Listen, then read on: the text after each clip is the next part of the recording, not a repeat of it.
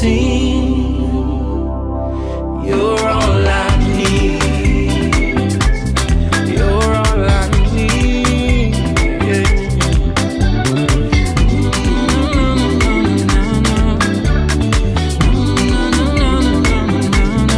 So now I'm learning to walk in your steps. And through the valley of confusion, I've been losing my apprehension with death. But you said, let me lead you, let me take you by the hand, so I can feed you from a good and precious land. Now I owe it all to you, giving my heart to you, freedom becoming true. Nobody else like you, do what you promised to, and I'm so grateful for your love. And all my eyes have seen the wonders of your mystery received. I've tasted what it means. Now nothing else is good enough for me. You're all I need. You're all I need. You're all I need. You're all I need. Oh, I need you. Yeah, I need you. Oh, I need you now. Now I owe it all to you, giving my heart to you, freedom becoming true. Nobody else like you, do what you promised to, and I'm so grateful for you. I'm so grateful for your love. I'm so grateful. I'm so grateful. I need you in my life.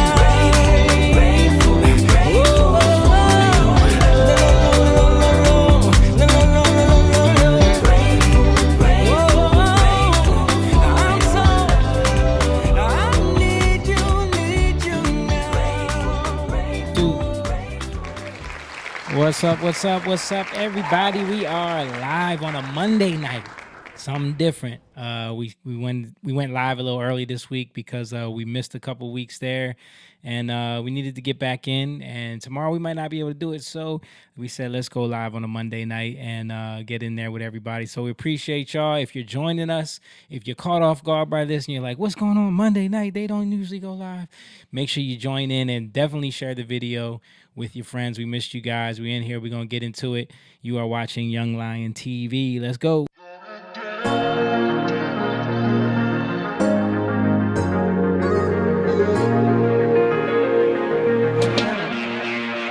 Young lion, everywhere I look, they dying. Everywhere I look, they dying. Young lion, everywhere I look, they dying. Everywhere I look, they dying. Young lion, won't you get up and start fighting? Everywhere I look, they're hiding.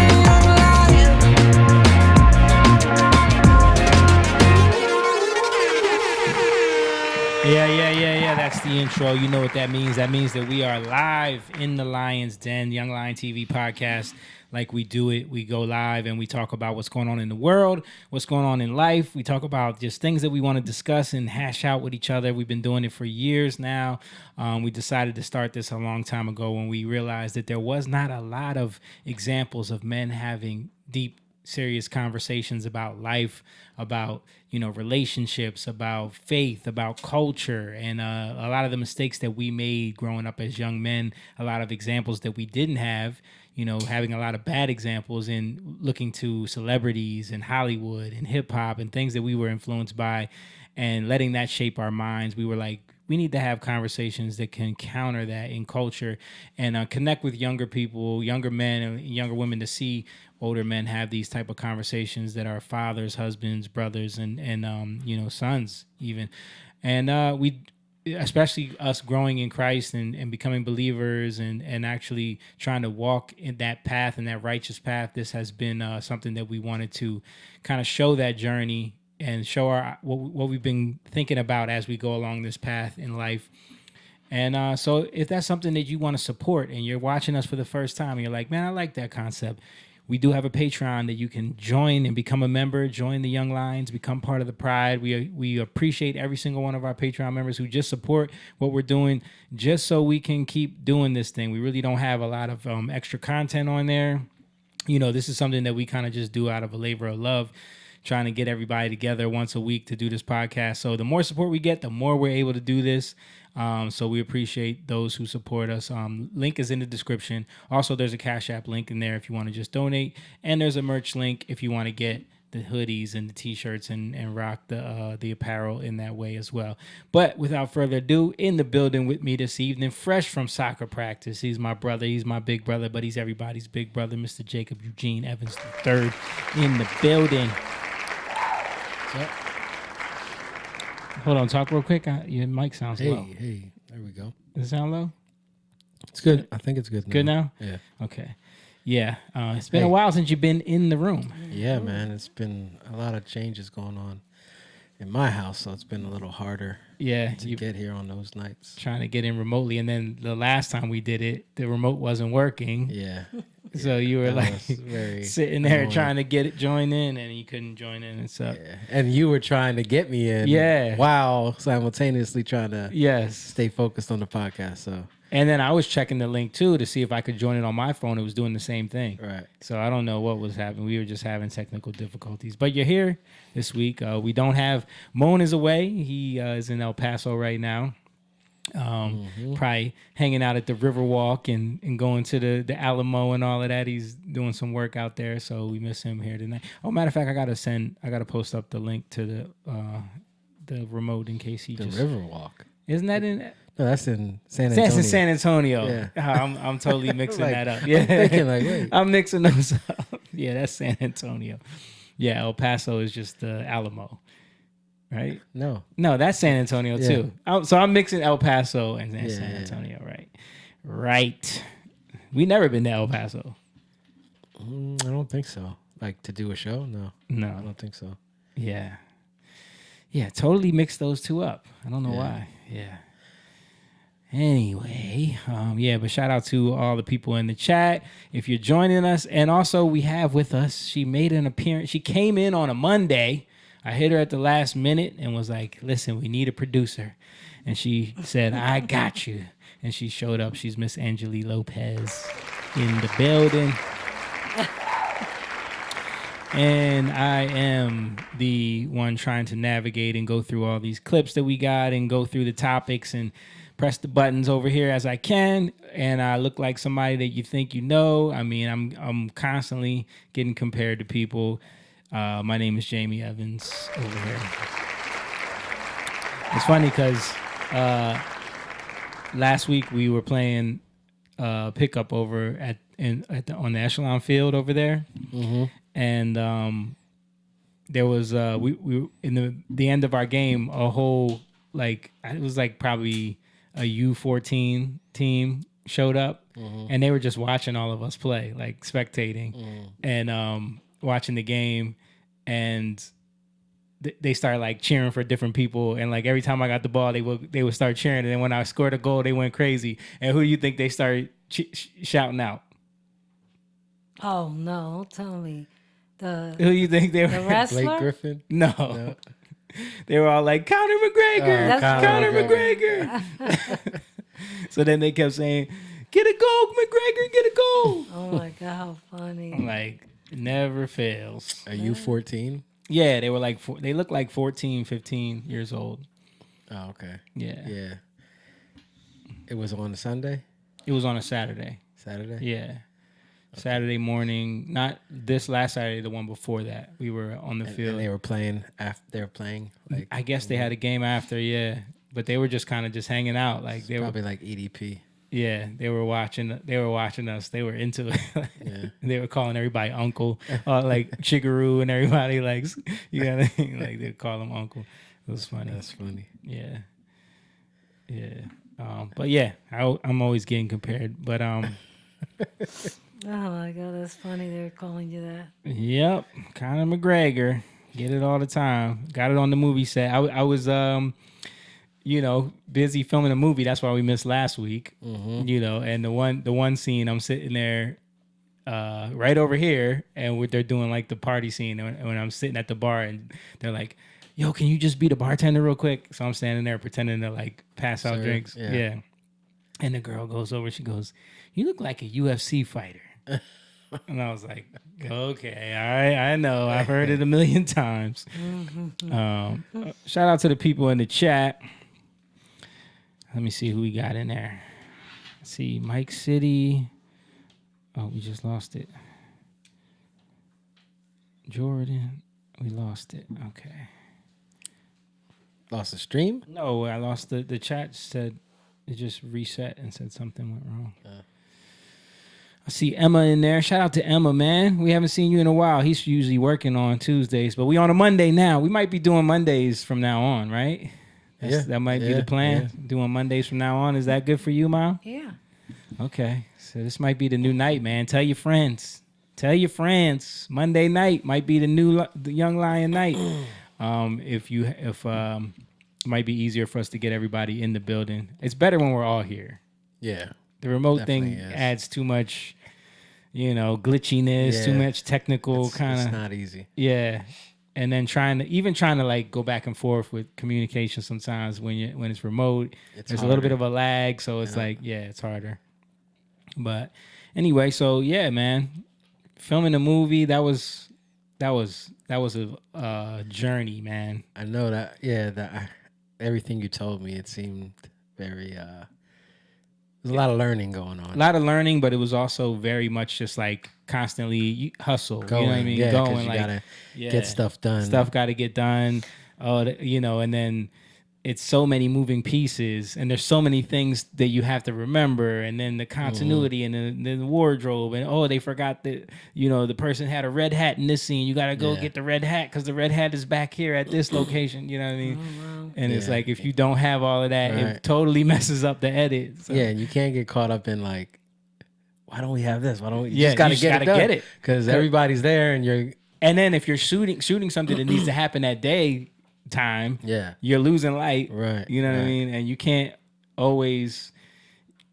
make it up with lighting. Like you can do certain things, but you can't make it. You can make it on the inside. You can make it look like daytime, right?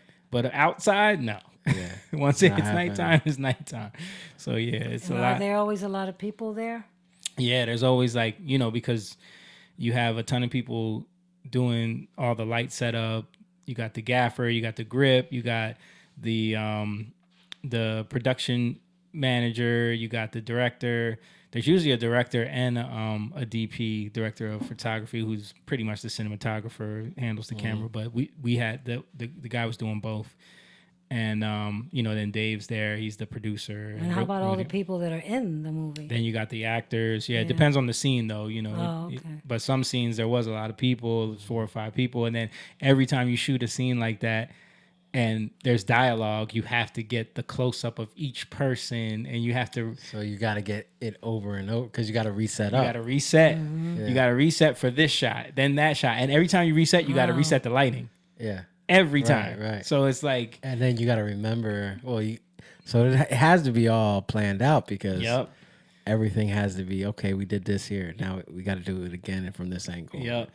And then if you mess it up, now the edit is ruined. Right. And that's what's funny. Like, you see that in movies sometimes. Yeah. Where it's like, wait, you had a bottle of water in your hand. Now when you go back to it, there's no bottle of water in your hand. Like, there's always those little mistakes that Remember happen. Game of Thrones? That one scene where there was a Starbucks cup in the shot? Oh, yeah. And everybody went off on because it's like, this is a multi-million-dollar production, and someone forgot a Starbucks cup in the shot. Like, it happens. Because it's like, it's so hard to just remember every single thing. But that's why these big budget films have so many people working. Like they have, because it's one person's job just to do that.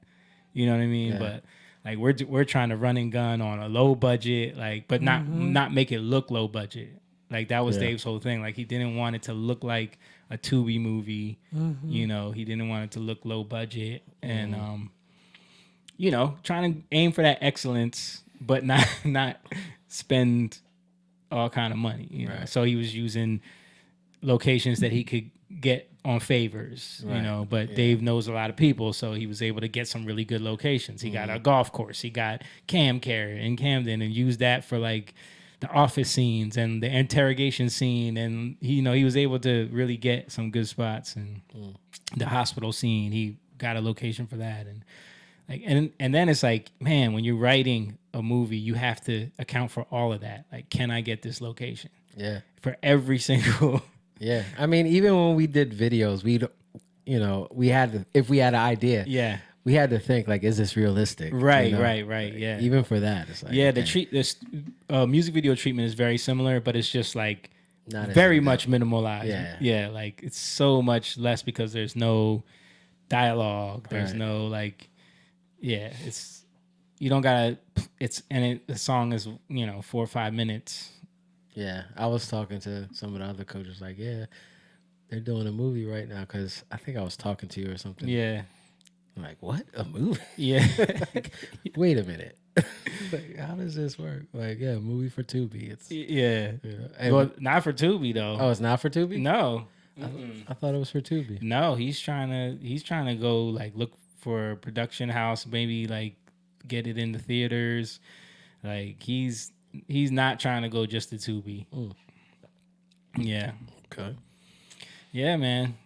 And you got it done in 11 days. 11 days. Actually, I forgot we lost a day because so the first day we shot was the Sunday. We shot that scene over at the at Foster Square where we did like that was the the company party or whatever. But then the next day they were supposed to do some scenes outdoors and it rained that whole day and it messed up the whole shoot. Because they couldn't like move everything. That's the other thing when you don't have a lot of money and you have things planned out and scheduled and then the weather ruins it, So we lost a day. So then they had to take those scenes and try to insert them into other days. And you only have the cast contracted for, and they're under SAG. So it's like you have to follow. So they can report you. Right. Yeah. Because it's like a union. Yeah. Yeah. So It's a lot.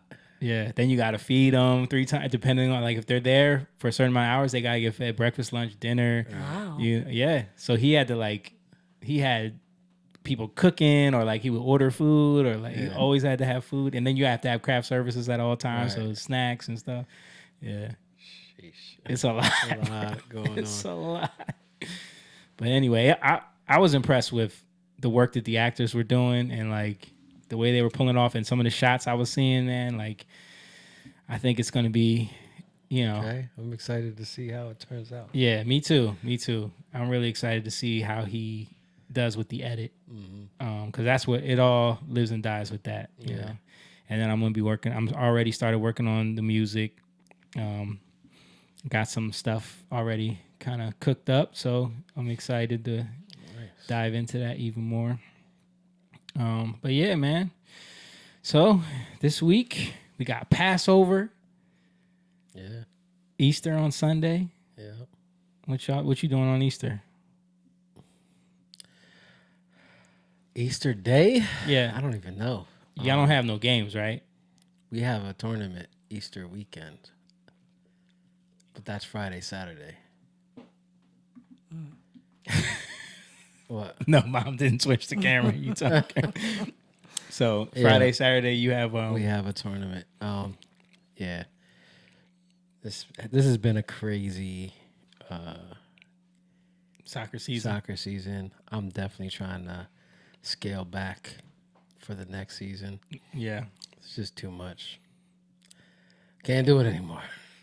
It's a lot, man. It's a lot. And, especially when you got other stuff you're trying to do too. Yeah.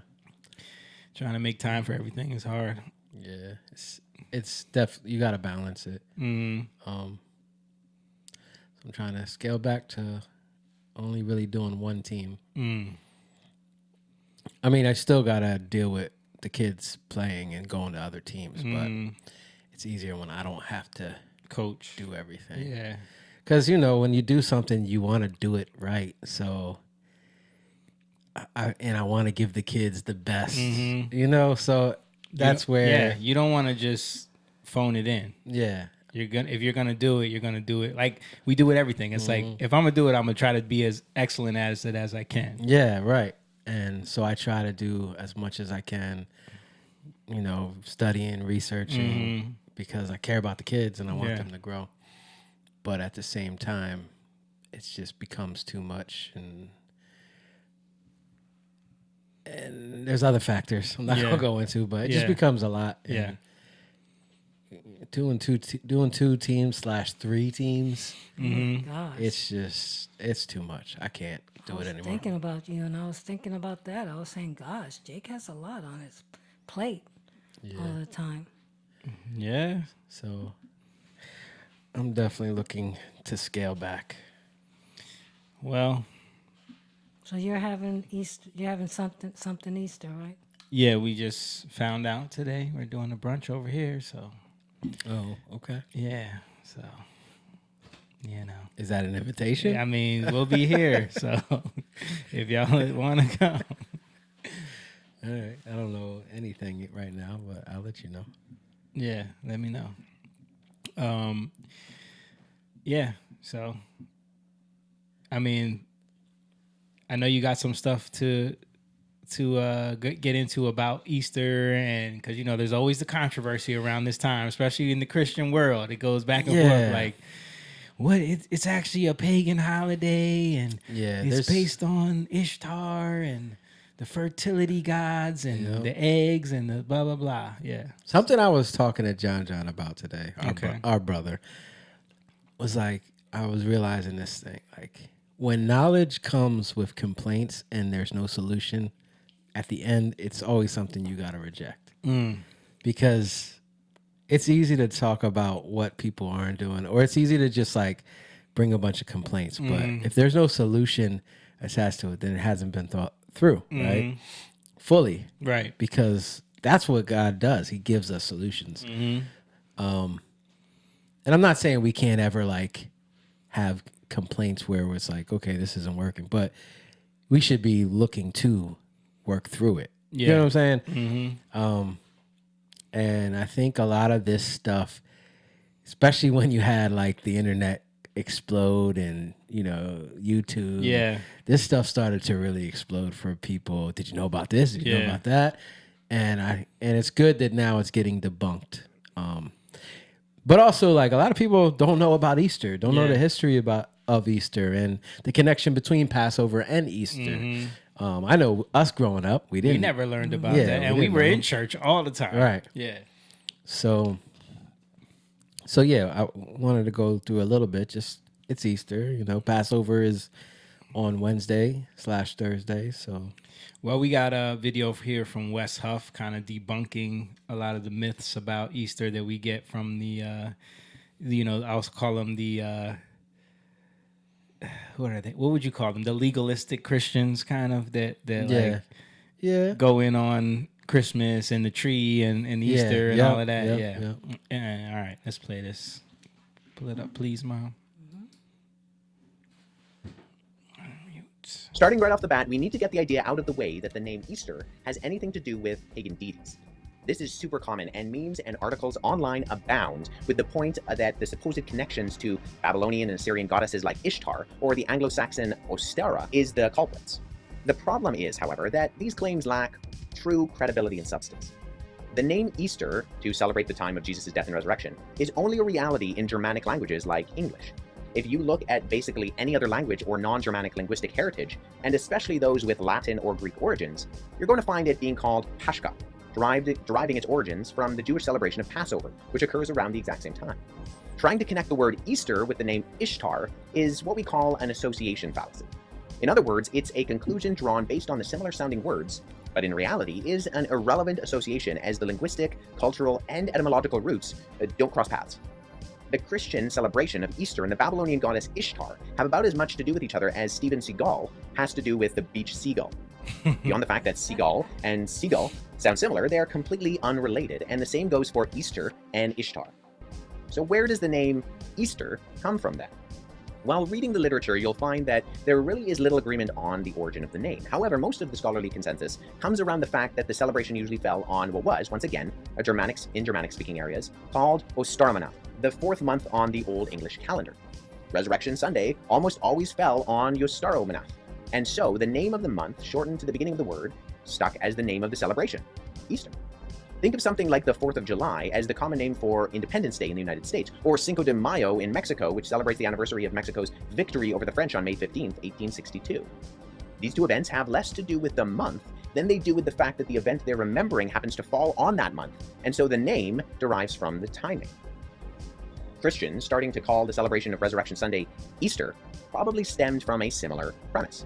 Okay, while that might make sense, how on earth would you justify and rationalize the Easter bunny? I mean, surely that's a pagan symbol of fertility, isn't it? I mean, we all know bunnies have a lot of babies, so doesn't it just make sense that they're from some form of pagan fertility cult as a pagan fertility icon? Well, in reality, the first instance of an official Easter bunny happened in 1572, which is nearly 500 years after paganism had really any foothold in Europe. Coupled with that is the fact that it wasn't even originally a bunny, but an Easter hare, which is actually a different animal entirely that can't even breed with rabbits or bunnies. In fact, if you do enough digging, you'll find that the idea of the Easter bunny being a pagan symbol comes from a passing comment in a writing of the 19th century folklorist, a guy named Jacob Ludwig Karl Grimm. Grimm had no real evidence to this claim, but suggested that there might be a connection to the fertility of bunnies and the common theme in ancient paganism to fertility cults. The ties to the origin of the Easter bunny to paganism are scant. What we can say is that there really is no evidence of the bunny being an overly prominent symbol of fertility in any one ancient pagan group regarding cultural, religious, or celebratory practices and references. However, rabbits and bunnies are a common springtime animal in the Northern Hemisphere. And rabbits, being a social animal who travel together in packs, as well as their mating and birthing seasons being more frequent than other animals, means that they appear more numerous in springtime when they're out and about after hiding all winter long to avoid the cold. You see them more often during the beginning of the spring, when Easter happens to take place, and therefore their association with the religious festival can really only be tangibly tied to the 16th century Germans connecting these animals with Ostermannacht, which eventually was referred to as Easter, as both the religious event and the animal were associated with the springtime. That's definitely true, because there's been 2 Easters since I've been in this house where I found rabbit nests. Yeah. Literally in my yard. Right. On Easter Day. Like, I would go out there and be like, yo, this rabbit. Like, this is the time when they're really, they're being born. Yeah. Yeah. I have a video of it with when Lisi was like maybe 3, and she has her little Easter dress on, and I'm filming the rabbits, and she comes outside. Yeah. So, that's true. Easter eggs also have a very shaky, direct link to paganism. You can certainly find eggs of various sorts being tied to pagan cultic rituals, but only as much as other foods were likely tied with pagan rituals. What I mean by that is that eggs are a common food across cultural and religious spectrums, so eggs feature no more prominently than meat does in this regard. To really see how the... Okay. So I didn't go into all that, just for time's sake, but the thing with eggs was like, eggs were something that if you boil them, they'll last longer. In the spring, there were more eggs being... Just like there's more eggs being hatched, right? So you have to find ways to preserve them. Exactly. Yeah. So, and of course, when we get disconnected from nature and these things, we're not looking at these things. Right. So we lose that connection. Right. So we try to connect it.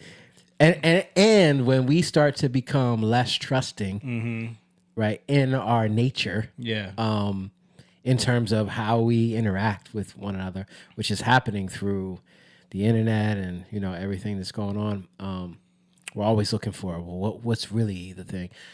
You start to make connections that aren't really there, right? And that's the whole confirmation bias stuff too, right? Yeah. So you've seen this happening, and I mean, I know I was a victim of it. I know absolutely. I went down these. We all went down these rabbit holes. But Ishtar, Easter, it's the same thing. Yeah. But when you look at like the month, you see it's literally Oyster, right? Easter, like it's and it connected to the month, and you see like it's springtime, flowers are blooming, things are just starting to come alive, right? Yeah. So that's the connection between Easter, it's a more focused on, and then when stuff starts coming away from the resurrection of Jesus and becomes more like, oh, we want to celebrate this, right? Which always happens when people come away from the purpose. You're gonna connect it more to the time, the timing, and the it's season. Spring, so you got rabbits, you got eggs, you got grass and harvesting. Yeah. Like that's why I put the grass in the basket. Yeah, It's like so it definitely but I mean I understand the sentiment of like celebrating that takes the focus away from what Easter is really about. I understand that sentiment, but people get drawn down these like weird conspiracy rabbit holes about Exactly the Catholic Church and blah blah blah. And I was it's funny because I was editing this video in the car, and I was taking home these 2 Muslim kids, and I'm asking them, do you guys know what Easter is about? And what do you think they said? No. Eggs. No, they knew they knew a little bit. Eggs And the Easter bunny. and bunny. Yeah. Like that's what they knew. Yeah. Because that's what they see. Yeah. So, but then I started explaining to them, and they didn't know anything about Jesus and that aspect of Jesus, because they know a little bit about Jesus in a perverted way from the Quran. But so it's just interesting. They're on the outside looking in. Yeah. What are they going to see? Eggs and bunnies, I mean, and if you want to take the angle where it's like, okay, it's been turned into a marketing thing where they can sell Peeps and chocolate bunnies and that, like, then I get that. And coloring the Easter egg, the eggs, The decorating the eggs makes sense to me though, because even that, like, when you're trying to get kids involved in helping you like preserve these eggs, you have to make it fun for them, right? So like coloring the eggs and like making it into a decorative thing, you could see them like doing that so that the kids would get involved and help with the actual task at hand. Right. Yeah, make it fun for them. Yeah. And especially a time of year where you're celebrating something, because it's celebratory, right? Yeah. So you can see that connection. And also the thing with Christianity, like these things aren't, Christianity is more flowing in terms of, it's not like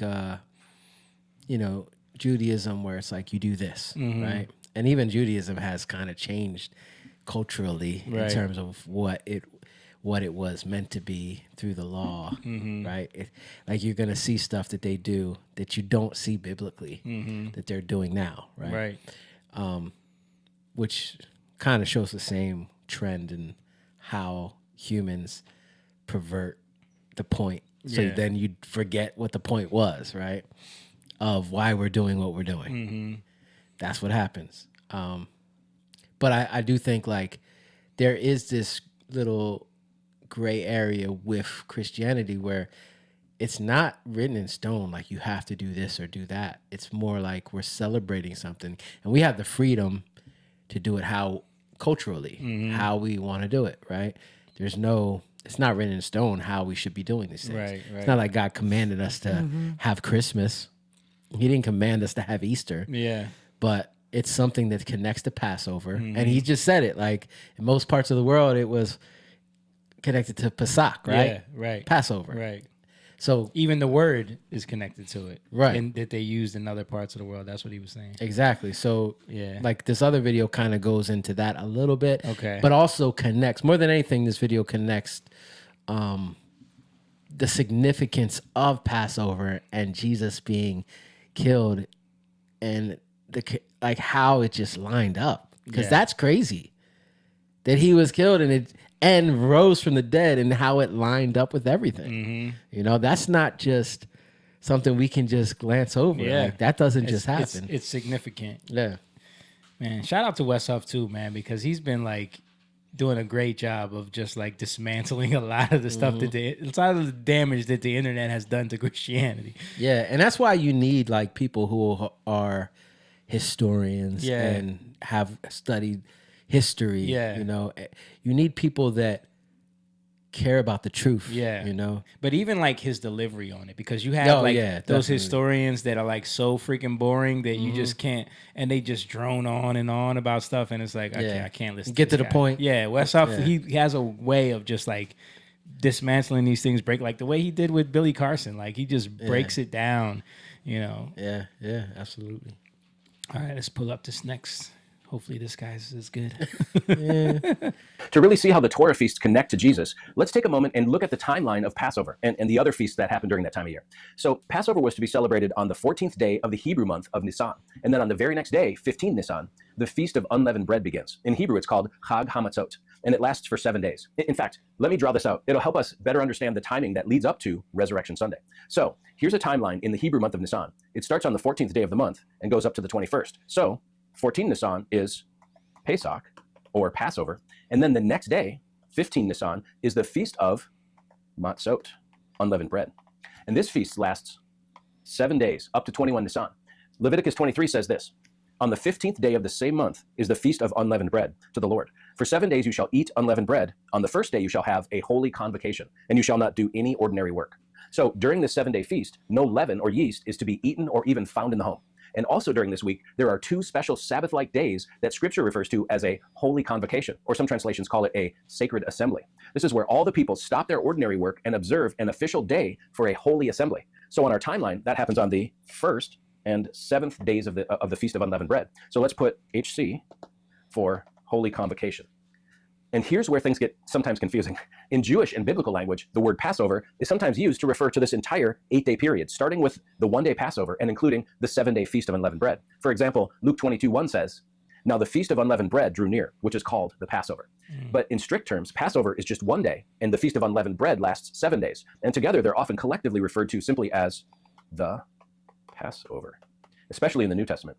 Now, there's one other Torah feast we need to add here that's pertinent to what we're looking at today, and it's called the Feast of First Fruits. In Hebrew, it's Yom HaBikurim. It's described in Leviticus 23, starting at verse 9.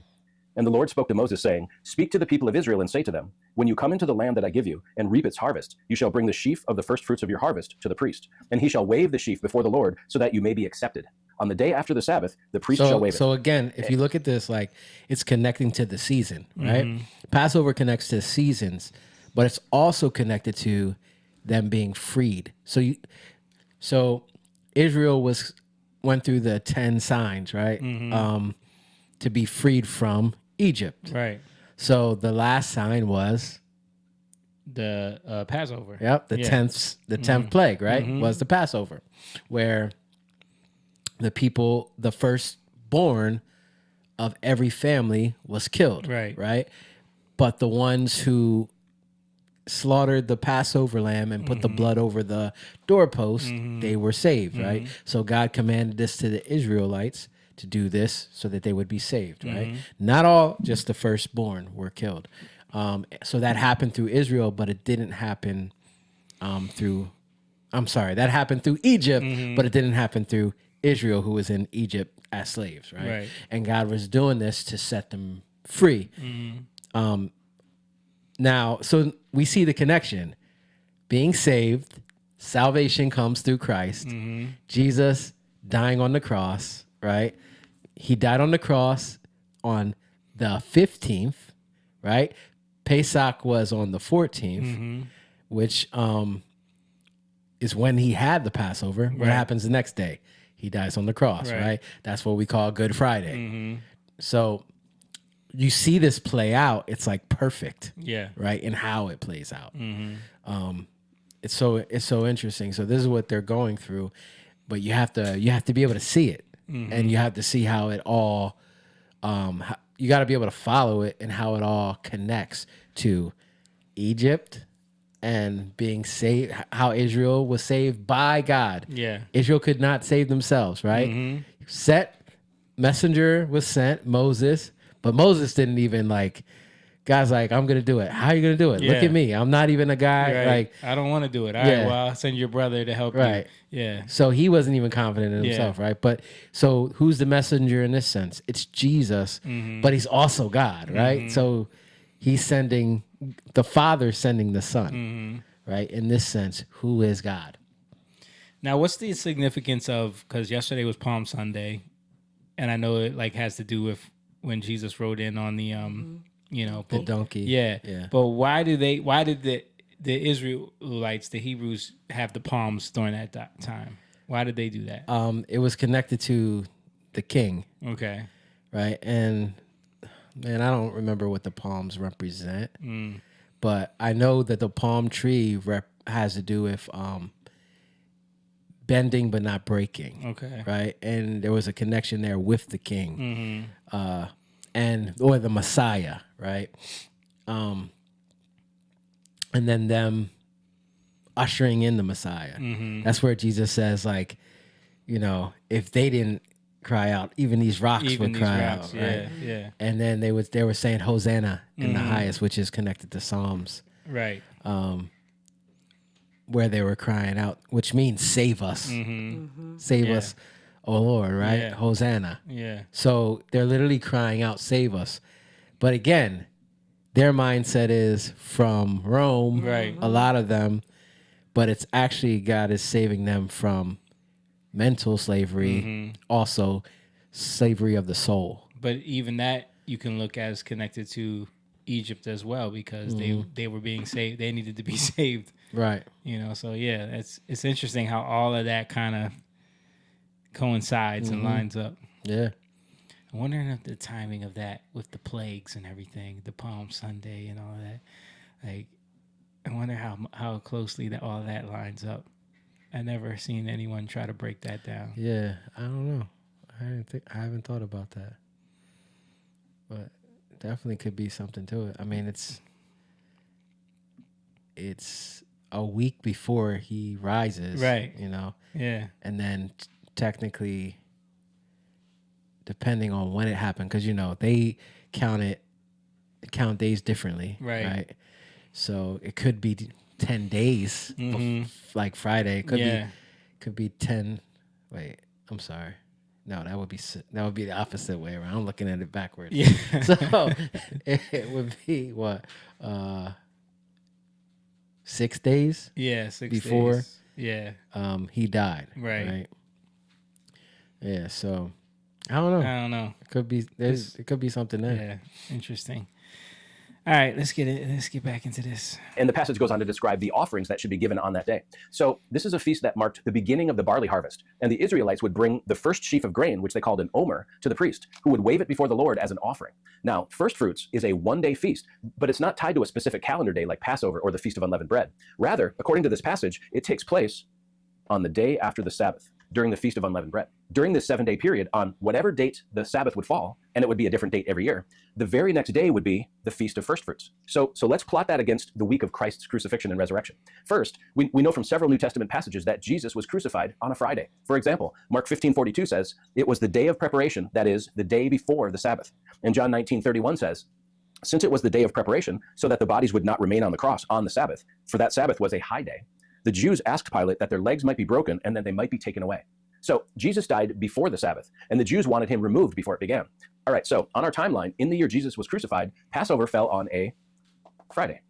So this means that the Last Supper, which as we're going to see was a Passover Seder, took place on Thursday evening, right? Because remember, the Jewish day starts at sundown. So Passover started Thursday evening, and the next day, the day Jesus was crucified, was Passover. And that means that the Feast of Unleavened Bread began on Saturday. Again, the first day of this feast was a holy convocation. So the year Jesus died, that sacred assembly happened to fall on the same day as the regular weekly Sabbath. So it was a doubly significant day. This is what John was referring to in that verse we just read when he said the Sabbath was a high day. He's referring to a special Sabbath where the weekly Sabbath coincided with the holy convocation of a feast. And that special Sabbath, Jesus spent in the tomb. And then the day after the Sabbath, Sunday, is when the Feast of Bikurim, U-R-I-M, or First Fruits, was held. And of course, this is the day that Jesus rose from the grave.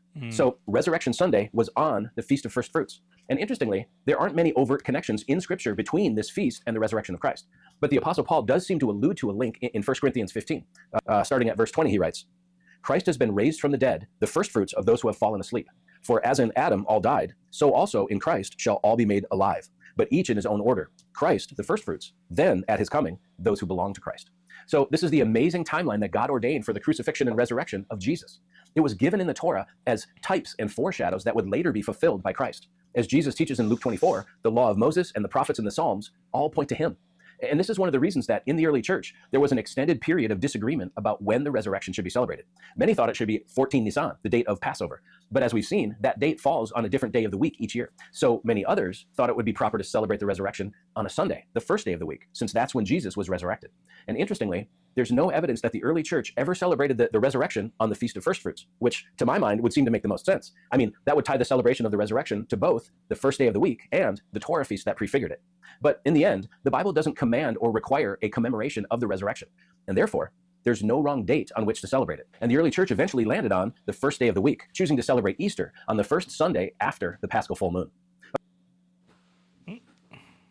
And even Paul talks about like not being caught up in festivals and allowing them to influence you and be brought or put on you as another obligation. Yeah. And where you're stuck trying to figure it out and be in fear that you're not doing the will of God, And so there's freedom in how we worship God.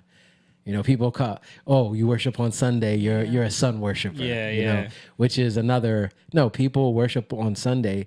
Oh, that's not the Sabbath. Well, it wasn't about the Sabbath. Yeah. People worship on Sunday because that's the day of the resurrection, right? Saturday's not the Sabbath either, if you want to follow the Hebrew calendar. Well, technically it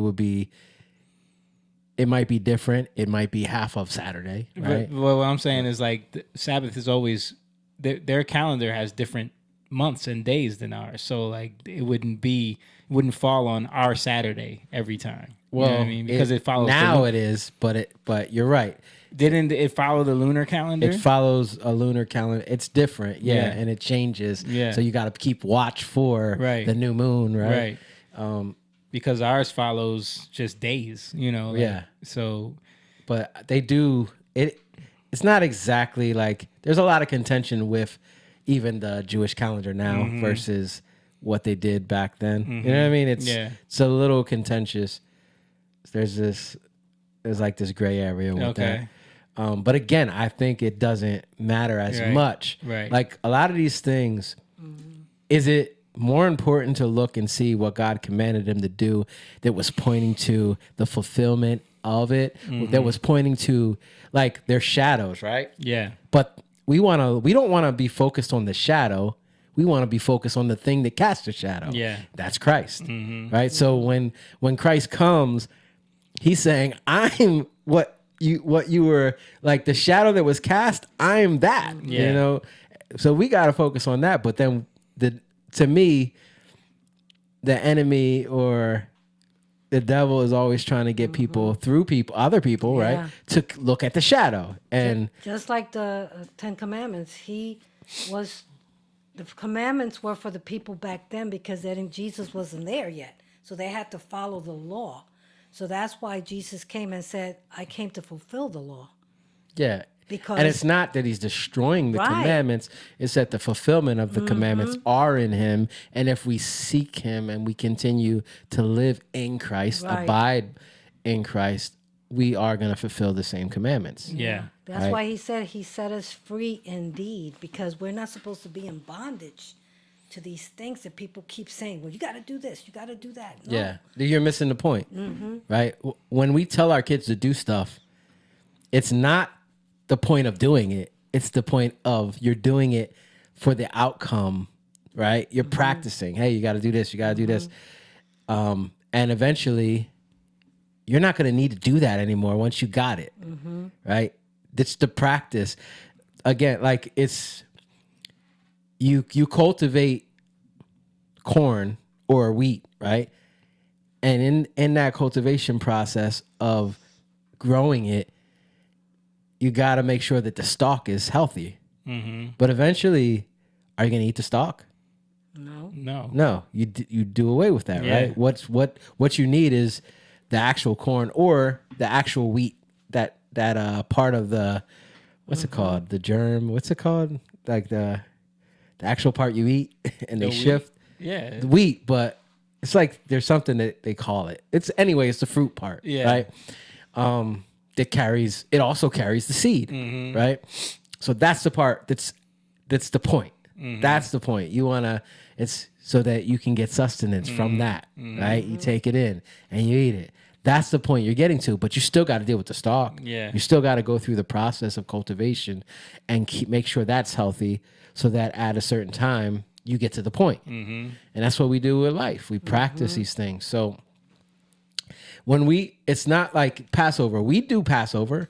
We don't do it all the time, but the point of doing Passover is to point to, you can see everything that you couldn't see if you never did it, right? Because you're not focused on it. So we're not doing Passover to like, okay, we got to do this. We do Passover because it points to Jesus.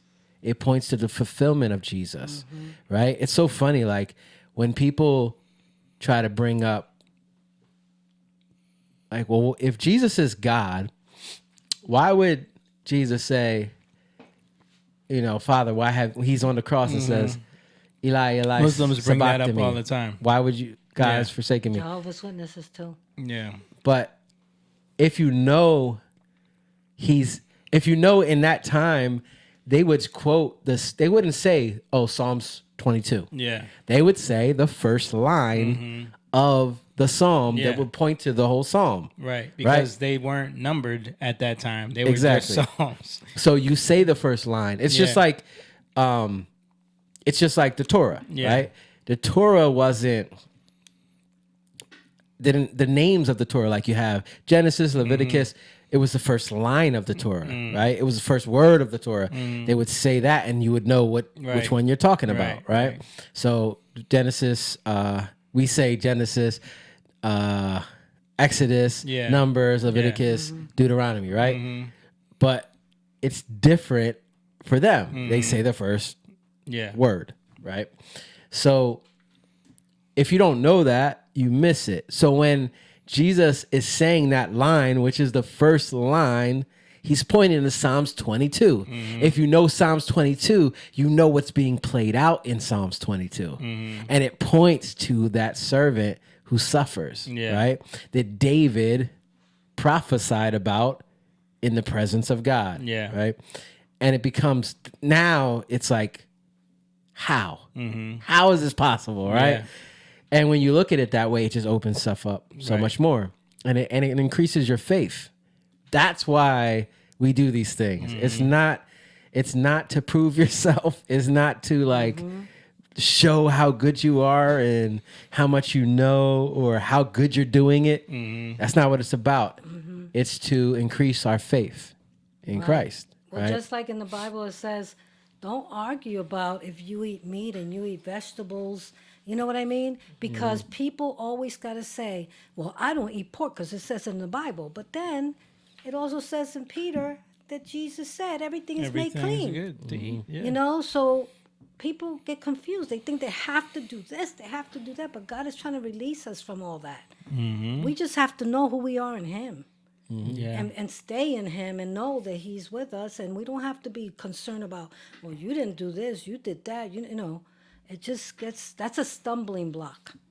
Right. And the point is to focus on Jesus, right? Because if we put stumbling blocks before other people, we're going to stumble ourselves. And we can all say we've done that. Like we can all say we've misunderstood something and took it too far and then judged other people or like put it on other people, you know, well, you're not doing it, you know, and again, like if you're trying to put these things on people and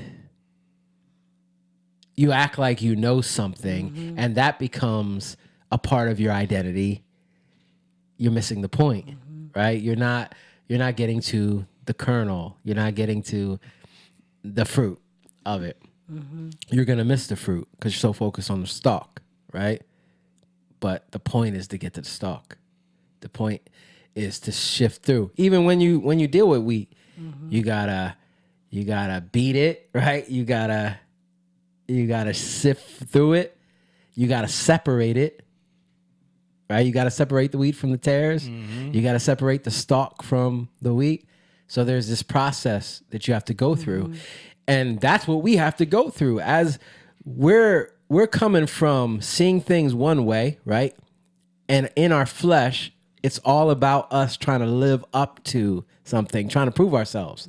That's just our default mode, right? In terms of survival, right? So when we put our trust in Jesus, we're learning how not to do that anymore. And that's through the process. Everybody's got to go through the process where you realize, oh, wait, I don't got to prove myself anymore. I don't got to do this. I don't got to do that. Now, does that mean that you shouldn't do anything and you don't have to do anything and you can do whatever you want? Obviously not. You know, that's where Paul says, like, all things are permissible, but that doesn't mean all things are helpful. That's for where you. the Holy Spirit comes in, because it leads you and guides you into all truth, you know. Right. But that scripture, I am the vine, you are the branches, that just tells it all right there, Yeah. you know. Yeah. But the beauty is, like, as you practice these things and you see the amazing amount of prophecy that was fulfilled, the amazing amount of things that connect. Yeah. That's the point, because now you're, oh, wow, that connects. Oh, you know, you see these things. You might not see it. Somebody else might see it, you know, and we increase our faith together as we connect and celebrate together. Right? Yeah. Yeah. So simultaneously, while we're talking about this, we're talking about Passover, we're talking about Easter, celebrating all of this, we're also in the middle of a war right now. And the interesting thing is that it was just a huge, celebratory time for Islam as well. Yeah, Ramadan. Yeah, Ramadan, and they just got finished their what's the last day of it where they I forget. I don't know. But it's just, interesting that all of this is happening right now and you're watching America and Israel fight with a Muslim state right now. One of the most oppressive Muslim states. Yeah, and largest too. Like huge. 90 million people, But it's a very also contentious time in this country with people feeling like that they are not on board with this. Some people are all for it. We haven't really talked about like what you think as far as like this war is going and like what's happening in the country and what it's doing with our economy. Gas prices are crazy right now. What are your thoughts on this war with Iran? I mean, I just based off of things that I've read about prayer, like I think this is something that has to happen, and for the sake of those people over there in Iran, I think that's the bigger thing that's at play. When you get into the smaller technicalities of it, you can critique it all day. But I think if you sometimes you got to zoom out and like think, well, what's the point? What is the purpose? Is God working here? Well, what do you say to the people that are saying like the point? It seems that the point is for America to, do another regime change to control oil, and really they don't really care about the people there. They're blowing up people. People are dying. I mean, it could be true, but I also think that for me as a believer, these are things we need to pray into. If we just, again, we say, if we're going to make complaints and say these things and leave it there, well, then what can God do? If we leave it there and we don't say, but God can work here. Like, my point is that I believe there's always, like, when there's these things happening, God can work in those areas, but who's going to see it? And who's going to say, God, what are you doing here? And open themselves up to it and pray into those places, because we don't know who's behind the scenes that's God has placed in these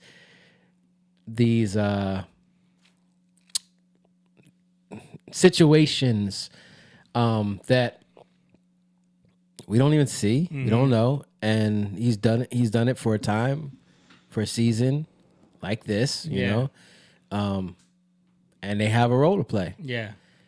Now, people are people, right? People, like, nobody's perfect. People can get swayed one way or another. So just because you see something and it even may be true doesn't mean that that's the end all to be all. Right. But are you trying to confirm your own biases again, or are you worried about are you feeling insecure about the decisions that you've made, and now all of a sudden you're like, oh, how do I answer for this? You know what I mean? Because I feel like that's a lot of what's going on, especially in the MAGA base. You know what I mean? The fact that people attach themselves to that MAGA term. Now you have to answer for whatever is happening with the administration. I think like a lot of Christians feel like, oh, I got to find a way to defend what's happening. Even if I don't really like what I'm seeing right now, it's like, you've already been compromised if you feel like you need to do that. You know, it's interesting. You weren't at church. Yeah.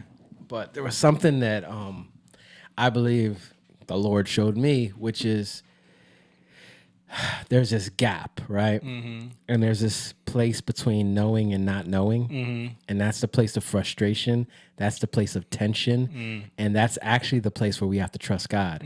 But people don't like that space. They hate being there. And I'm calling it a gap or a breach, right? For a reason. Because nobody wants to fill that gap. In that gap, it's the beginning, Genesis 1:1. And the earth was without form and void. Tohu bohu, right? So that's the place where God is saying, all right, come in with me. Doesn't he say, I look for a man who will stand in the gap? That's, Ezekiel 20. Yeah. 8, I think. So that's the same thing, right? Stand in the breach. Well, there's a breach. Well, the breach is connected to us. It's our hearts. It's the place where we have accepted a lie and God wants to come into. And it's the place of frustration that reveals it to us, right? So we see it, but we don't know how to deal with it. So now we want to joke about it. We want to fight about it. We want to debate. Yeah. Some people just want to make light of it, right? Yeah. Or we can face it. And that's the hard part. Nobody wants to really face it. Yeah. I'm not saying you face it like just fight about it. No, because you're fighting from what you already know. But you actually have to come to a place where you face it with not knowing, right? And that place of frustration is where God can come in, but you got to invite him in. Yeah. And then he, along with you, as you invite him in, he teaches you how to deal with that gap. Right? And he comes into it. That's the Holy Spirit. Like he comes into it with us, but we got to invite him into it. And then we go from not knowing to knowing. Yeah. That's the learning place. And think about it, dude. Most people, we don't learn because we already know, but we don't really know. We want to believe that we know. Yeah. Right? And that's the place of where our beliefs are being challenged. Yeah. Yeah. Because everything we believe, but we don't realize we believe, right? That subconscious belief comes to the surface. And God's doing that on purpose so he can show us, so we can actually believe and trust in him in places where we've been doing it on our own. Yeah. Trying to control the situations. And for so many, we talked about this with a lot of MAGA supporters. This is why we never really call ourselves MAGA, because I mean, I don't identify with that. Yeah, because if you identify with that, now you got to justify yourself in that, right? Which it's not even about that. Trump's going to be dead and gone eventually, right? I mean, this is last term. Yeah, he's going to be gone. So then what? Yeah. If you're so focused on that, right, you're not realizing this is just a part of the greater understanding of what God is doing, right? Dude, I just saw an article today to speak to that point where they were talking about how Democrats are now trying to figure out how they can reach like Christian men.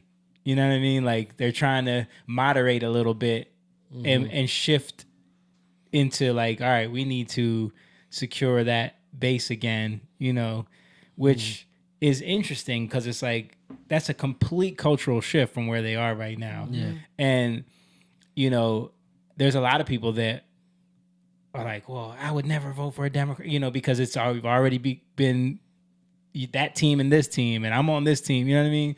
Instead of saying like, nah, if the Democrats end up changing if they bring some people on board that are, you know, Christians or doing the right thing or not falling in line with the ideologies that they have for us, you have to be willing to be like, all right, let me hear them out. You know what I mean?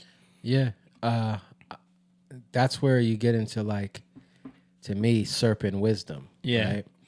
There's the world serpent wisdom, and then there's like, be wise as a serpent. Yeah. You know, and that's, I think, well, how are you wise as a serpent? Well, the serpent, when he is threatened, he instinctively coils. So how are you coiling, right? Yeah. And what happened with the serpent? The serpent coiled to entice the woman, right? Because he was actually threatened. Yeah. But when you're threatened, what's the first thing people do? You're gonna try to twist things. So it would only make sense in a world standpoint that to be wise, you're gonna try to twist something, right? And try to win people over to make it look like something. You get what I'm saying? Like as closely as it can look, so you can win people over in that way. But so I just think we're in a time of like great deception, and it's only going to get worse. Right. You know, like with AI and everything, it's just going to get worse. And we can't just trust people. Yeah. And we got to. We can't trust in what we believe these institutions are and what they say they are. You know what I mean? Because you should be testing them. Yeah. We got to hold each other accountable. Right. You know? But how can you hold somebody accountable for something you don't even know? Yeah. And every time you give up your own understanding to somebody else, just tell me. You know what I mean? Yeah. Just tell me what's good. Right. Just tell me what's right. Right. That's very dangerous. Right. And I think we're seeing that with like talking heads, you know, like to me, Tucker Carlson has like kind of showed his hand. Yeah. If you're looking, some people are still on his, but like Tucker Carlson, Candace Owens in another way, different, but I think they're starting to show their hand. But a lot of people, why are they still listening? It's because they're bought in. They're still. When you say he showed his hand, what do you mean? Like in what showed his hand as to what is his motivation? What do you way think? he's talking, like I saw a video where he was like putting people into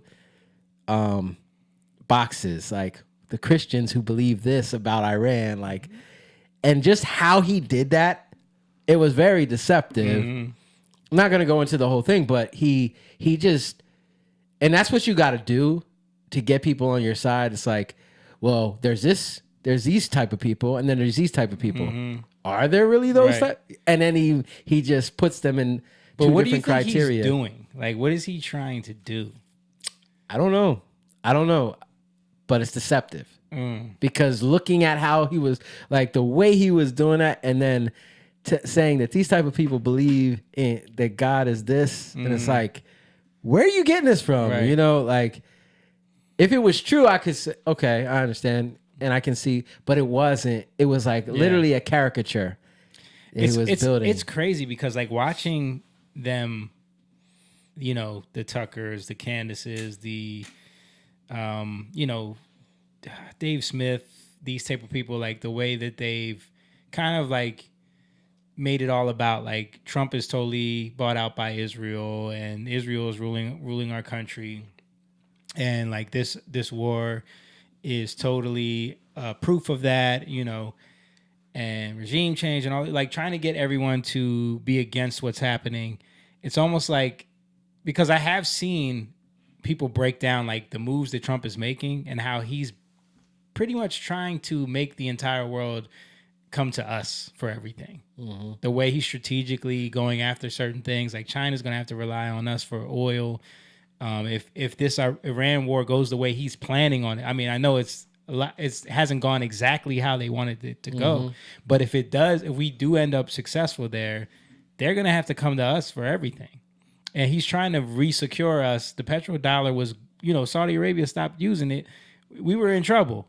So it seems like all the moves that he's making with Greenland, trying to secure that area, the way he went after Venezuela, he secured that oil, and now what he's doing in Iran, it seems like he's strategically trying to position us in a way where we can be dominant, and this entire like liberal economic order, the WEF, all of this stuff is losing, right? Yeah. But it's almost like Tucker is trying to, he talked about how China is important on the world stage, right, and we need to be working with them, and like he's speaking in a way where it's almost like he wants like the globalist I agenda. was just about to say that.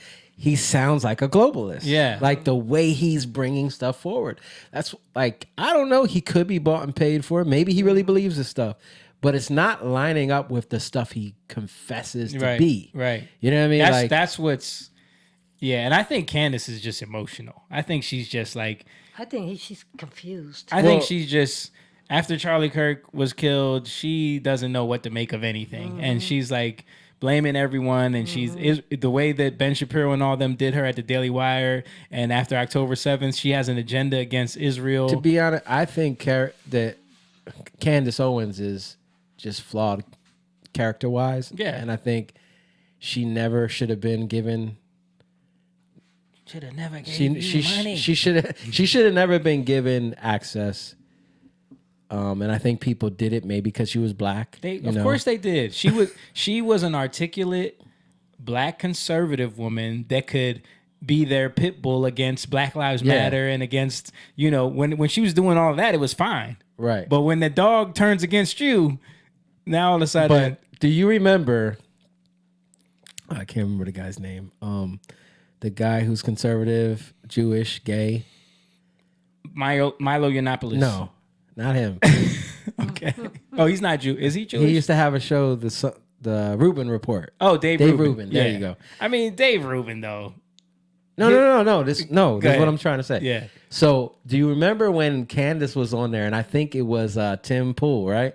Where they were, was it Tim Pool that was kind of, or was it somebody else? Candace Owens was on Dave Rubin. This was like when she first started getting popular. I think she was on there with Blair White. You're right. You're right. We played that clip on the podcast. So, but you remember she was trying to, they kind of, they were arguing. She brought up they were arguing. He brought up the thing with her and the website she had. Yes. Right. And that wasn't too long. Doxing people. Yeah. That wasn't too long ago. Right. In terms of that at that point. Yeah. Right. How do you? So I'm just thinking, like, how do you do a 180? And everything that's in you that did that doesn't just go, especially if you're not a believer. You know what I'm saying? Right. Like, it just doesn't happen. That stuff was always there. It's just, and then she wasn't like, she's a Catholic, right? So like, well, she married into that pretty much. Yeah. And like, not to say that Catholics can't be believers. I'm not saying that, but I'm just saying there is room to be like, okay, if you do this and you do that and you do this, you're saved, right? Do your confessions. Go, So your confirmation, there's room for that, and then say, okay, you did all the criteria, you're good, right? And then I'm a Catholic, and you got Nick Fuentes, same type of, like when you look at the way they talk and their fruit, doesn't line up, right? Yeah, especially Nick Fuentes, yeah. Well, no, Candace Owens too, Candace dude. too, Come on. So in that sense, it's like you got to look at all these things that play out, right? And she's great. She's gifted in talking, right? She's very charismatic. And I will say, at like when she wants to dig into to research stuff, she goes in. Yeah, you know. But it doesn't mean she goes in with precision. No, not at all. It might look like it. Yeah. But I think it's like, because I watched some things about like they're finding out like they go in when they want something to be true. A lot of times, like research wise. Yeah. And then they won't follow up the things that they don't care about. Right. you know? Right. Yeah. So, Of course. which a lot of people do Yeah. that. A lot of people do that. But- They just, I'm just saying, I see this, I see that. And then Yeah. when it turns out to be not true, they just ignore it. Yeah. But I think like this is why there's always a remnant. And it's not because it's because we have a hard time at seeing what we actually believe because we want to prove ourselves, right? And God wants to show us because he loves us. You don't actually believe this. Yeah. You know, like Right. you actually believe this, and then you see it through your response to fight, to run. And I'm talking about myself right now. You know what I mean? Like these are the things that I'm dealing with, like stuff that I don't believe that I say I believe. Yeah. Right? But then the conflict is there. Like, Yeah. well, why are you doing this? Yeah. You know, why are you doing that? So, but those are good things because if we actually look at them, God shows us Yeah. where we're lacking. And if you don't believe, you can't be free. You know what I mean? If you don't believe, you're not going to abide in his word. Even though you say it's true, Yeah. he's going to show you, look, you're being tested, right? That's the place of the gap, Yeah. right? That's the place where you're frustrated, and your reaction shows you don't really believe it. And that's fine. But if you're not willing to humble yourself in those moments, you can always, convince yourself away. Confirmation bias. Yeah, you'll find a way to let your pride, find a reason why it's not what Yeah.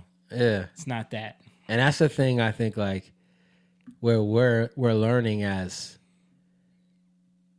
consumers of this content and what's going on, Yeah. how to decipher through it, and not get caught up in like the emotionality, Yeah.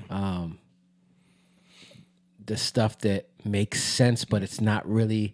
They're half truths there. It's like, okay, that could be happening, but do we really know if it's But happening? I don't know. Yeah. Yeah, and should we be focusing Right. ourselves there? Like, is there a solution to any of this? Are we looking for the solution? Right? What could happen? And are there people who are actually trying to bring solutions, right? That are in the places where they can actually bring it. Yeah. And if you see any bit of that, shouldn't we be praying into that? You know what I mean? Like, shouldn't we be having hope there instead of like just trying to destroy everything somebody's doing?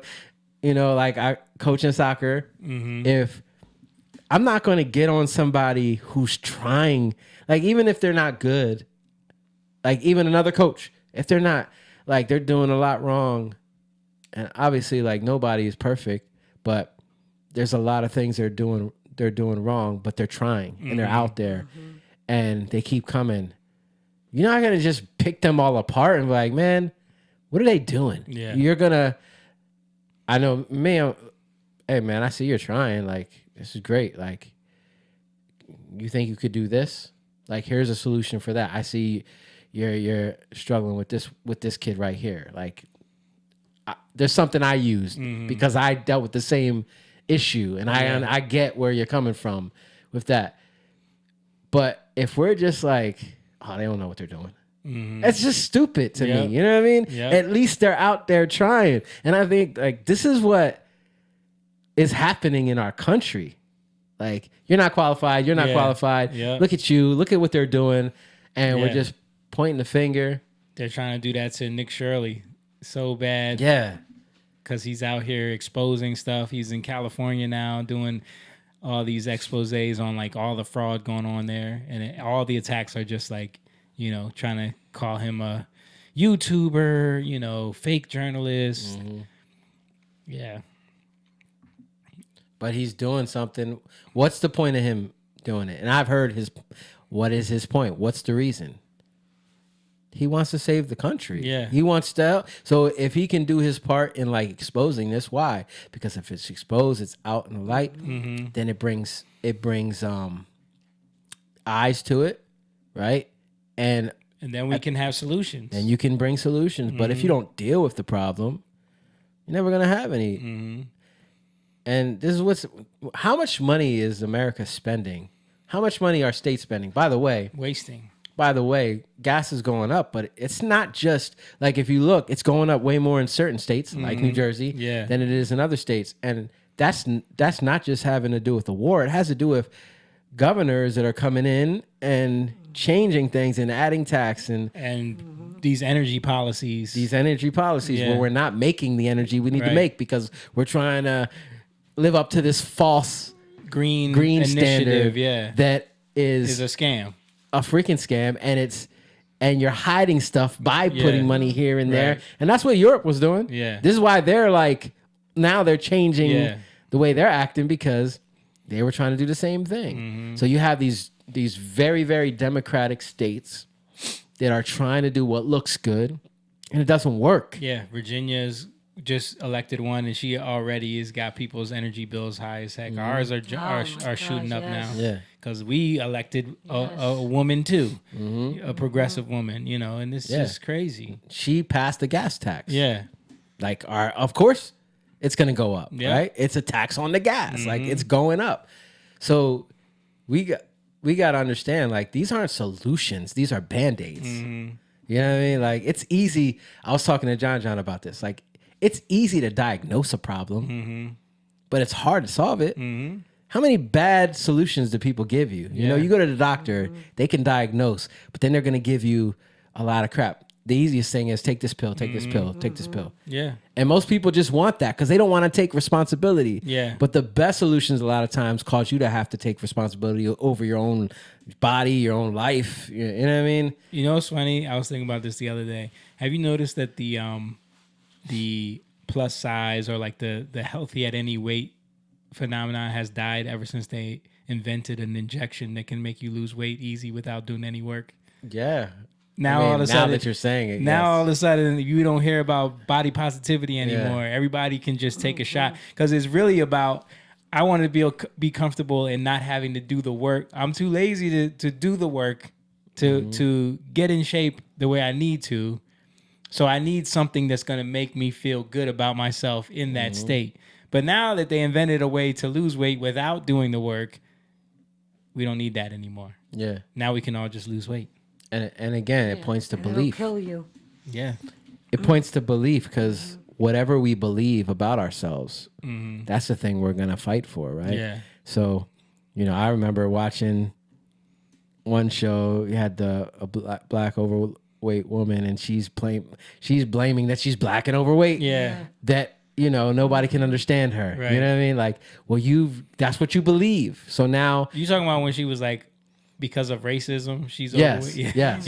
I remember that clip. Yeah, because I'm black. Yeah. But also overweight. Right. Everybody, the world is against me. Yeah. And it's set up to make me fail. So you believe that. Yeah. And that's going to be your outcome, right? And what's crazy is we're now reinforcing that behavior. Right. Versus confronting that, which is going to be a conflict to her belief. But it's good for her because now you're saying, no, but there's hope and there's another way. Yeah. That's what we need to do. And it can't be the other way where you're like, you're fat and you're overweight and you're an idiot. Yeah. You need to get it together. Yeah. We got to help people to believe. Right? We all need help. Yeah. I need help believing where I don't have the strength to do it. And this is what I think we're dealing with is that we, again, through marketing, who's the guy? Like the Godfather, Edward Bernays.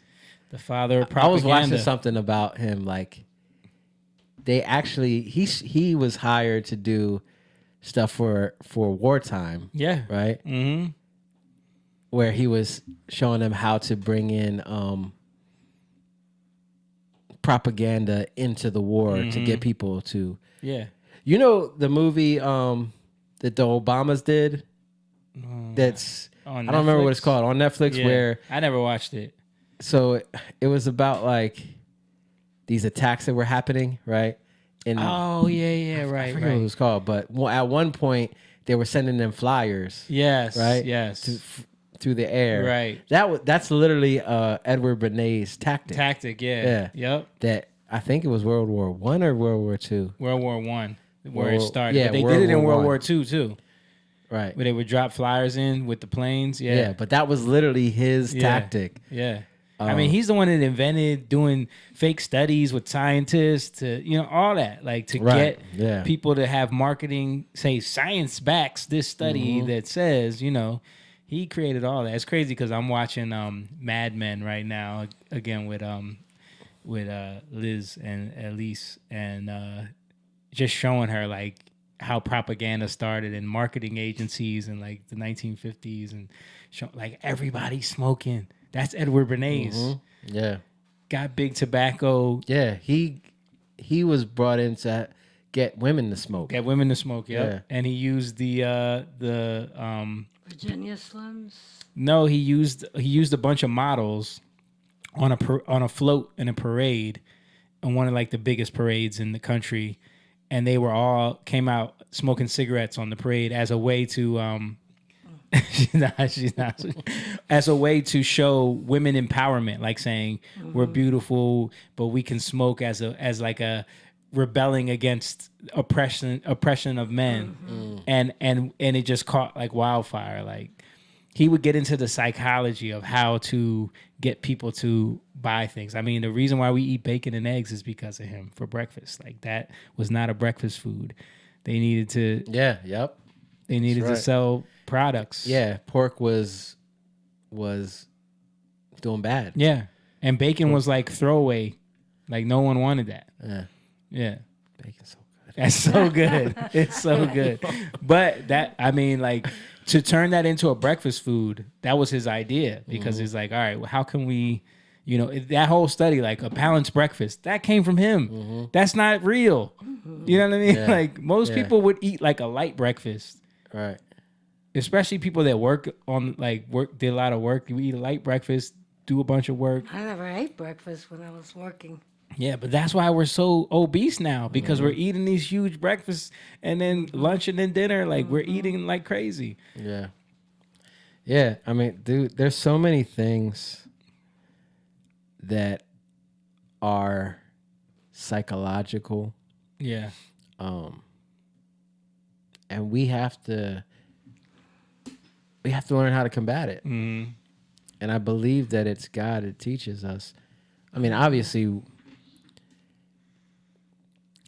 we have to learn, right? And then teach others. But what I'm saying is that in your everyday, like going about, like there's things that you do that you don't realize you do, that you've been programmed to do. Yep. Right. And that's what like my main thing is. Like I want to break the programming.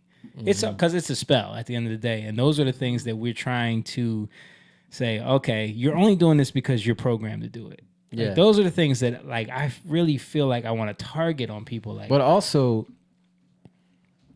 a lot of these things take time. Yeah. Like you got to practice it, it takes time, man. When I deal with certain kids that I coach, I got to be patient with them. I can't just like a lot of them, they got emotional problems, I'm not gonna get that out of them. Like I gotta slowly get them to understand and be confident and see the progression. And when they have a breakdown, I gotta be able to, hey, listen, you're all right.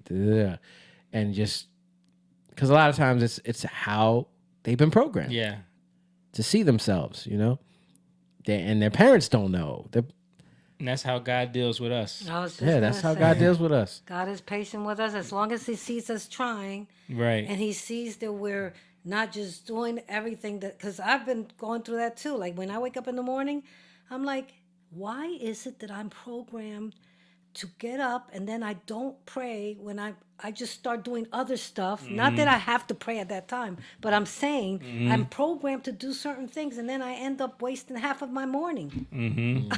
I'm like, yeah, it's because how we put more pressure on ourselves to perform in a certain way, and then we put that pressure on other people, right?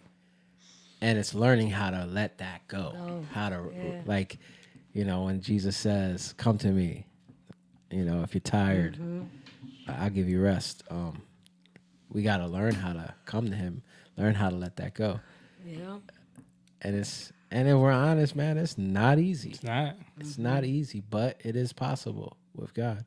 I was praying about all the stuff to the Lord that's going on, you know, the prices of gas, everything. And I literally heard the Lord say, I'm your provider. Yeah. Don't worry about none of that stuff. You know what I mean? Don't even, you know, I'm your provider.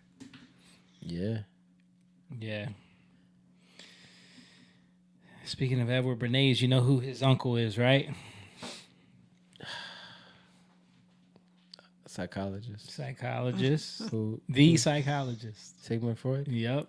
That's right. That's his uncle. Yeah, that's right. And that was his mentor. Yeah. And he's like the one that pretty much coined the term homosexual. Yeah. You know what I mean? He definitely, I mean, we talked about him. He's definitely, I'm trying to think of the right word. He's definitely shifted psychology in a certain direction for a long time. I think we're kind of like getting away from him a little bit. With all the neuroscience that's coming out, right? But for a while, for a century, people were just like acting like his stuff was gospel. Yeah, I mean, all of the academia was based off of his research. You know, Remember Dr. Spock? From you talking about Star Trek right now? No. No, What the are you book, talking about? the author, doctors that write about children's books about what you should do for children, how you should do this, do that. He didn't know. Dr. Spock. Yes. Let me look this up. I don't know. Dr. Spock, I thought it was his name. Dr. Spock. Dr. Spock is from. Only Spock I know is from Star Trek. Children's, put Dr. Spock's children's.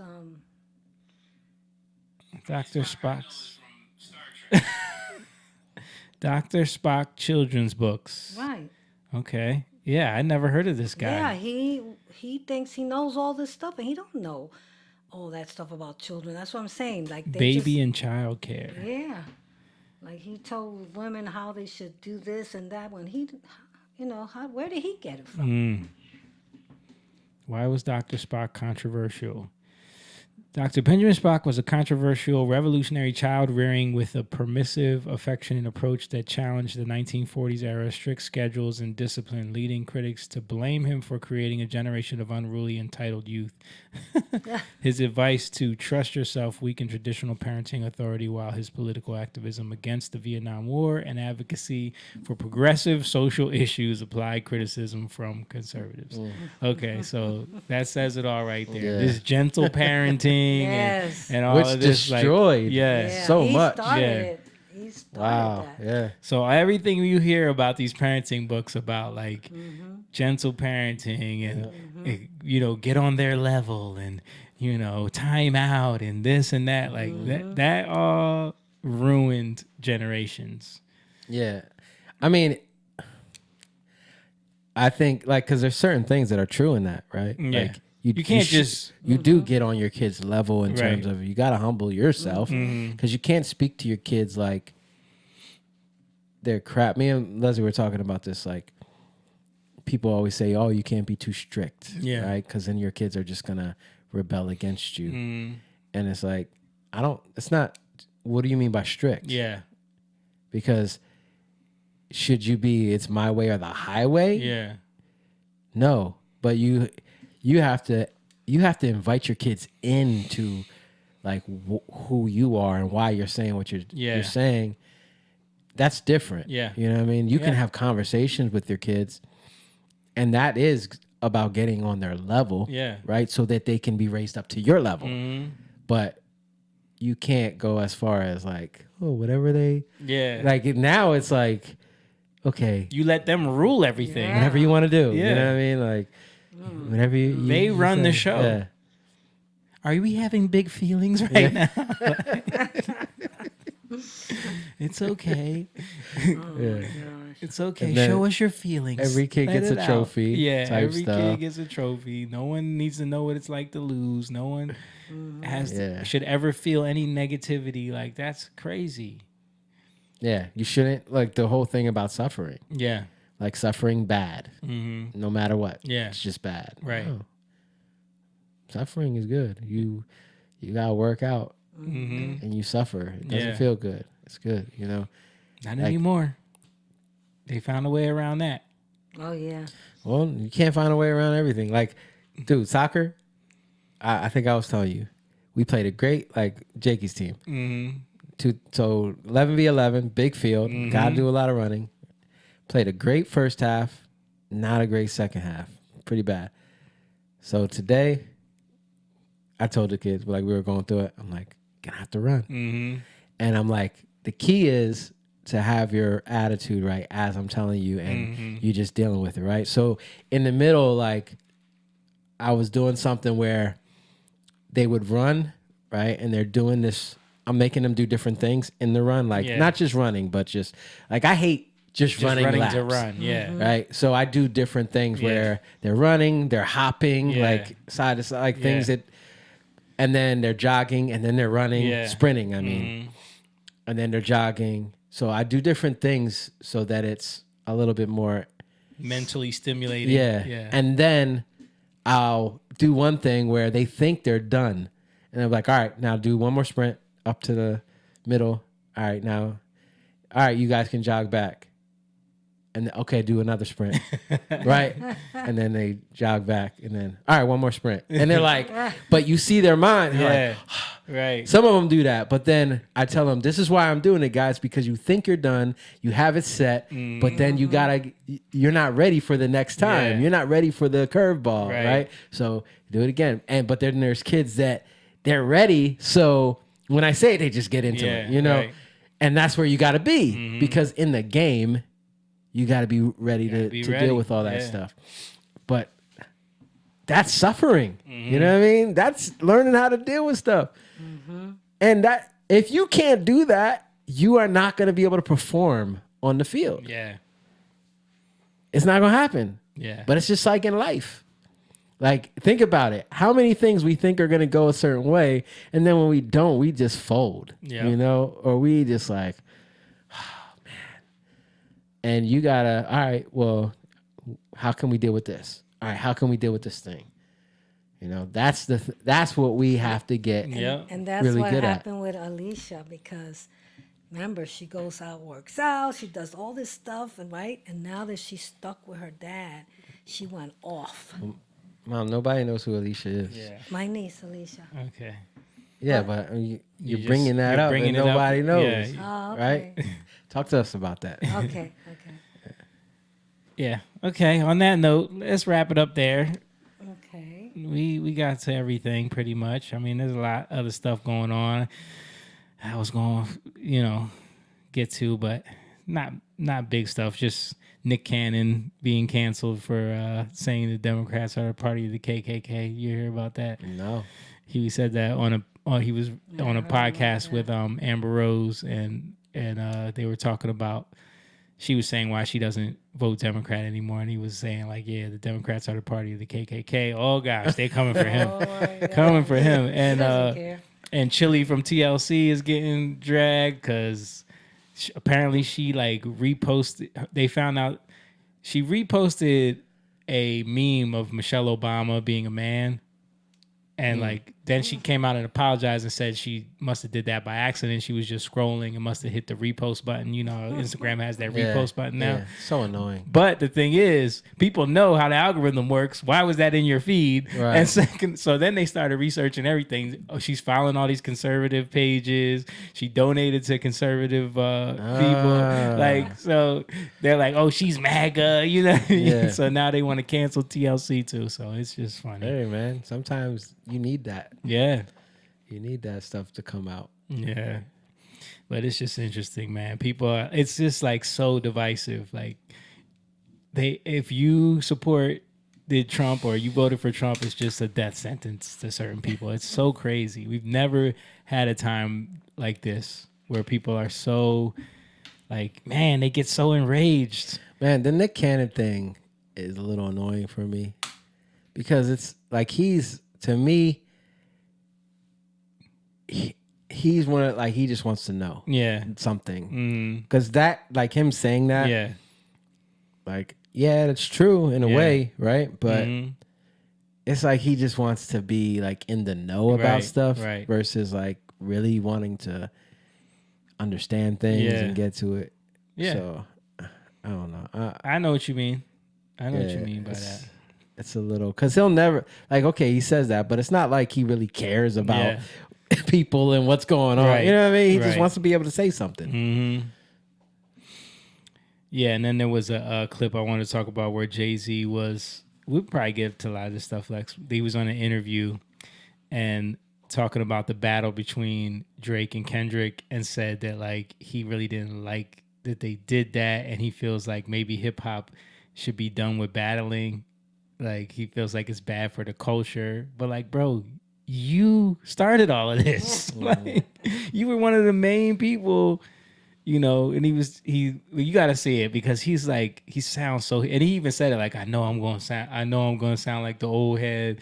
You know what I mean? But he was trying to say like, you know, battling is not good for hip hop or good for the culture. You know, but that's what you were all like. They're emulating you. Yeah. Not only that, what culture? Yeah. Like, what are you talking about? You know what he's talking about. Well, that's what, like, what are you trying to save or what are you trying to prove? You know, like, you shouldn't do that because that looks bad for black people. Yeah. Like, is that what you're trying to say? Yep.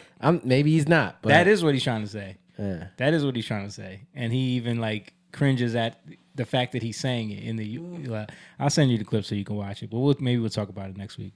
Okay. But yeah, guys, we appreciate it, man. Make sure you guys hit that like button, share this video with your friends before we get out of here. Like we said before at the beginning of the podcast, if you want to support what we do here, Patreon link is in the description. Sign up to become a member so we can keep this thing going as long as we can and grow it as much as possible. We appreciate everybody who does support. We love you guys, and we'll see you guys next week, probably on Monday night. Peace. Young lion, go live, yeah. Young lion, you rich, yeah. This kingdom has room, yeah.